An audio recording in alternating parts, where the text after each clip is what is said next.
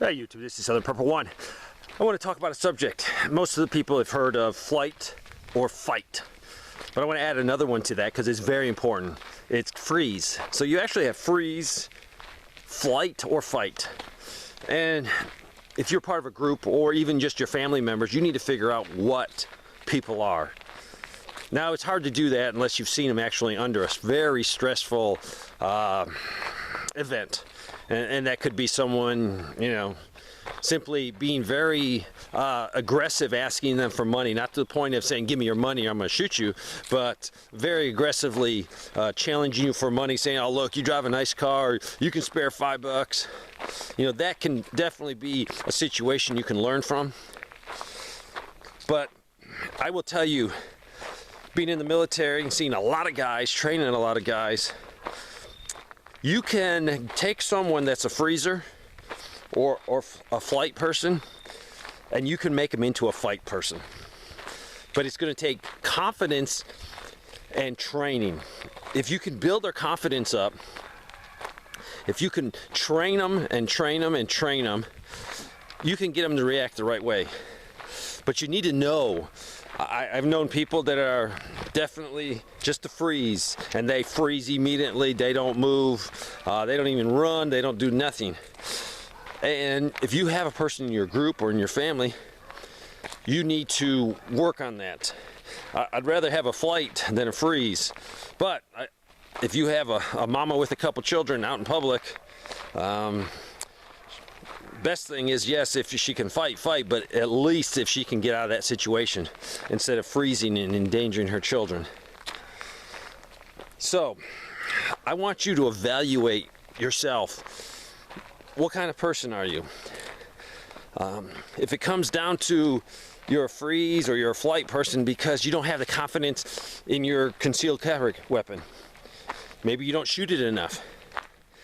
Maybe you need some time with a few friends, buddies, wrestling, learning how to throw a punch. Maybe you've never been in a fight in your life. Maybe you need to do some self-defense classes, especially ladies and guys, but ladies especially, because they're not in the same strength as me. There's many ladies, yeah, there's a few ladies that probably kick my butt pretty quick. But most of them cannot, just because that's how they're built. So we need to give them extra confidence.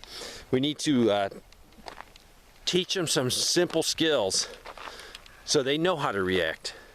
So I want you to work on that in your head. Walk through people in your family, walk through people in your survival group, and try to get them to a level that they feel more confidence. So that means if you're a concealed carry weapon holder and you always go to the range and just put your weapon on the table and you load it, you shoot it, you load it and you shoot it, you need to start putting it in your holster. Put it how you carry it for real in real world situation. Drawing that weapon. You need to simulate putting stuff in your hands. You might have bags of groceries. Yeah, try to keep your gun hand free, but there's a lot of times we don't. We have bags in both hands or we're carrying a child. Practice how to get your firearm quickly, especially if you have your child in your arms. What are you going to do? Drop your child? Have you practiced, you know, drawing your holster with a child in your left arm if you're a very strong guy and it's a small child? Can you do that?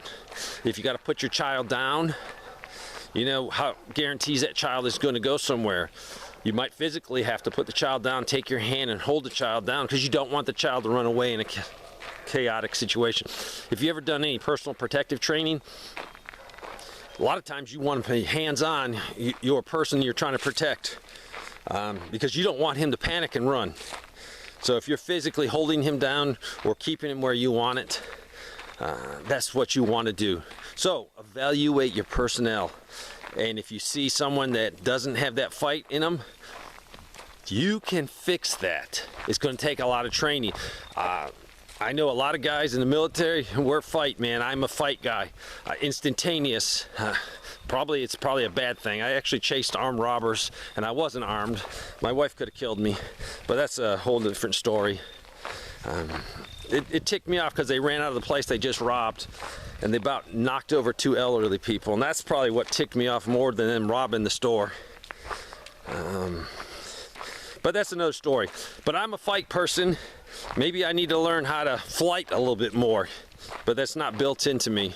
And especially doing the infantry training, I like to square my plates up and charge. Get it over with, face it, and eliminate that threat. So, are you a freeze, flight, or fight? Thanks for watching.